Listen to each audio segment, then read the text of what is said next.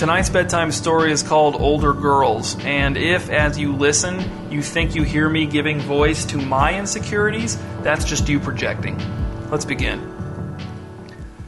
After spending all day driving, Justin's dad made a family decision that no one would leave the hotel the first night so they could all get settled into their rooms and get a good night's rest before hitting the beach in the morning. Justin had to share a room with his two older brothers, and all they'd wanted to do was watch a basketball game that he didn't care about, so he'd been wandering the halls of the huge hotel ever since he'd finished his share of the pizza. The pool was deserted, the weight room was empty, and everyone Justin passed in the halls seemed to be on the way out for the night, dressed for restaurants, bars, and clubs, their faces already showing signs of vacation stress as they wondered if they were having enough fun to justify the time and effort and expense. After a long look out over the city from a window on the top floor, Justin decided he should go back to his room so his parents wouldn't get worried about him and call security, an embarrassment he'd endured at a hotel before and didn't want to repeat. He got onto the elevator and pressed the button for the 4th floor, leaning back against the mirrored wall and whistling the song his trombone teacher had given him to work on over break. Then, only 1 floor down from the top, the elevator stopped, the doors opened, and a laughing, chattering flood of older girls in tiny dresses poured in, filling the elevator to its capacity and forcing Justin into the back corner.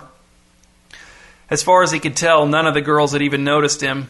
A redhead in a sparkling silver dress was standing so close to Justin that he could feel his arm pressed against hers, their skin sticking together.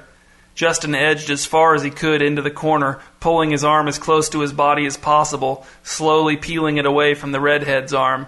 He felt the flesh separating little by little. Then he couldn't move any further, and they were still touching, his tricep against her bare shoulder. If he turned to the right, he'd be facing the corner, which would be ridiculous, but if he turned to the left, he'd be pressing his crotch against her lower back, which was clearly an impossible option. The girls' conversation was piercing. They were giddy over something that had happened earlier in the evening, recounting it through gasps and bursts of hysterical laughter. One of the girls lost her balance in the middle of an exaggerated pantomime and fell against the redhead, who staggered back against Justin. He pressed himself back against the elevator wall with his hands at his side. The redhead glanced over her shoulder at Justin, apparently seeing him for the first time, and then returned her attention to the other girls. "Sorry," said Justin, although he didn't know what for. Maybe just for being there. The redhead didn't acknowledge him. The elevator stopped at Justin's floor. "Hey, what?" said a loud, short girl wearing sunglasses even though it had been dark outside for hours. "The 4th floor? What?" "That's me," said Justin, trying to wedge himself sideways between the redhead and an Asian girl who was yelling, "I said I'm on an elevator," into her cell phone. The short girl didn't hear him and began repeatedly punching the closed door button with her finger. "Whoa," said Justin, struggling around the tightly packed, scantily clad bodies. "Hold on, I'm getting off here." He tried to keep his hands up around his neck to avoid touching the girls in places that might cause a scene. A brunette with very short hair and a huge gaudy handbag laughed and clapped her hands. "I didn't even know he was on here. Did anyone notice him?" "Excuse me," said Justin. "Sorry, excuse me."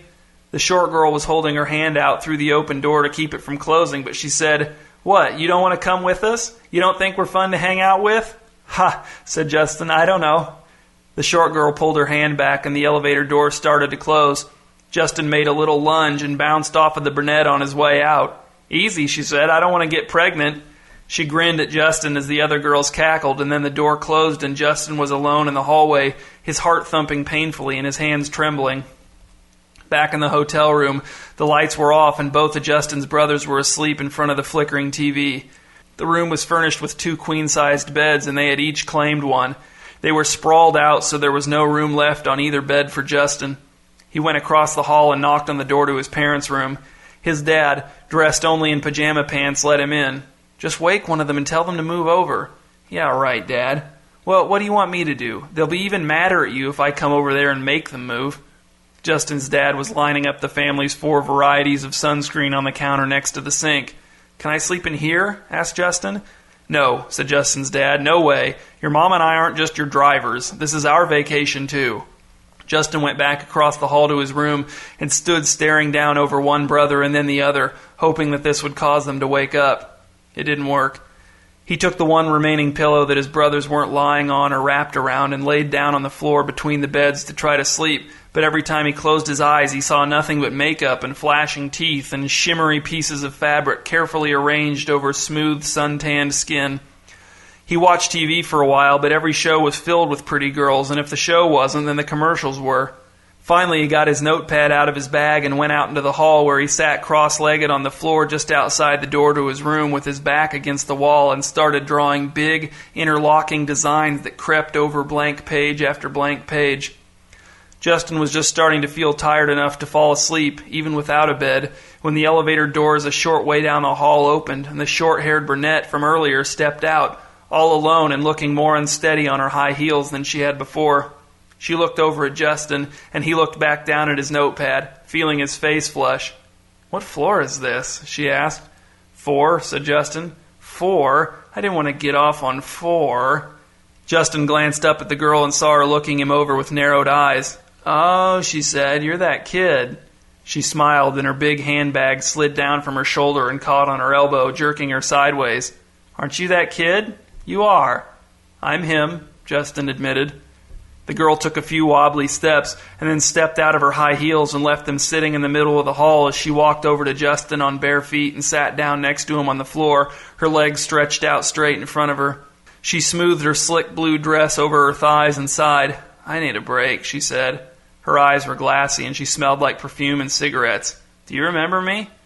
"Yeah," said Justin, closing his notebook so the girl wouldn't see his drawings. "You made a joke about pregnancy." "Oh, yeah," said the girl, and she cracked up again at the memory, grabbing Justin's arm in delight. "I made that up right then. I can be really funny sometimes." "Where are your friends?" asked Justin. "We got separated." The girl was still giggling, and she didn't elaborate. Then she seemed to remember something and began to rummage through her bag, pulling out little items and scattering them on the carpet. "Well," she finally said, shoving her bag away from her, "I can't find my key card." She bumped her head back against the wall a few times and then said, "How old are you?" 13, said Justin. He felt ashamed to be 13, which made him angry. "I'm 22, said the girl. "Why are you so quiet?" "I'm not quiet. I talk all the time. I just don't know you." "So what?" said the girl. "I'm drunk and I'm on vacation. What would you say if you knew me?" Justin sat in silence for a while, wondering if he could really ask what he wanted to ask. Then he said, "What do you think my chances are of dating someone like you when I'm your age? Just, what do you think my chances are?"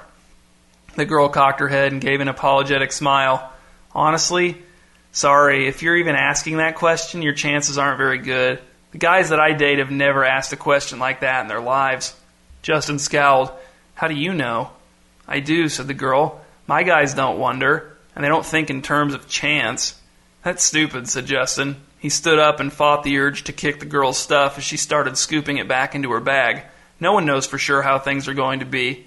"Maybe so," said the girl, "but I like guys who think they know." "I have to go to bed," said Justin. "Me too," said the girl, "but I'm not going to." She stood up and grabbed Justin's shoulder to steady herself until the initial wave of dizziness passed. Justin felt strange when he realized that he and the girl were the same height. She grinned and said, "Have a fun vacation." Then she walked back to the elevator, pressed the button. The doors opened for her immediately, and she was gone. Her shoes were still sitting in the hall. Justin went back into the hotel room and flashed the lights on and off a few times before leaving them on. "Wake up, idiots," he said. "One of you is moving over."